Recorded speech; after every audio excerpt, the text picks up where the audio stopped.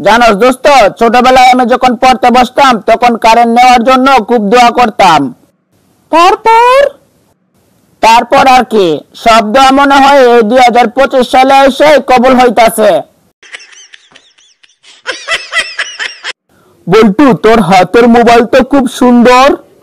সুন্দর তো হবে, আইফোন 14 প্রো ম্যাক্স। কি বলিস, কত টাকা দিয়ে কিনলি? ধর, প্রতিযোগিতায় জিতেছি। কি প্রতিযোগিতা করলি? আইফোন 14 প্রো ম্যাক্স জিতে ফেললি? আমি দৌড় প্রতিযোগিতায় জিতেছি। তো কজনে দৌড়াইছিলি? 3 জনে। মাত্র 3 জনে প্রতিযোগিতা করে তুই আইফোন 14 প্রো ম্যাক্স জিতে ফেললি? কারা কারা দৌড়াইছিলি? আমি, দোকানদার আর একটা পুলিশ। আপনার সমস্যাটা কি?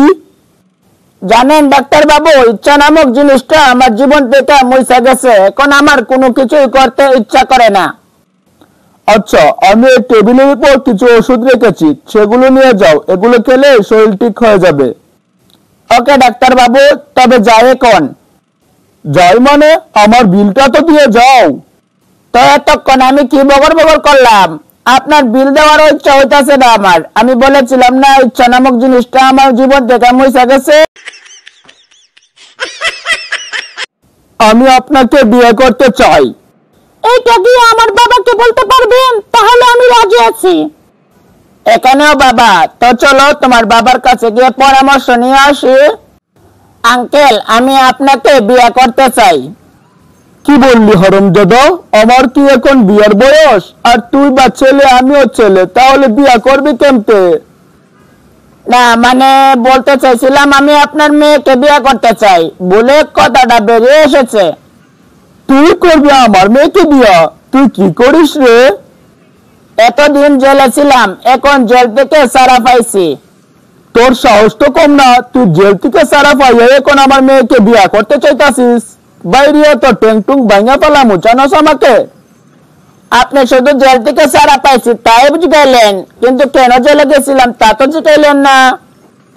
হ্যাঁ, কেন গেছিলে জেলো? জেলো কেন গেছিলে? একটা মার্ডার কইরা তারপর জেলে গেছিলাম। এখন আপনাকে করলে দুটা হবে।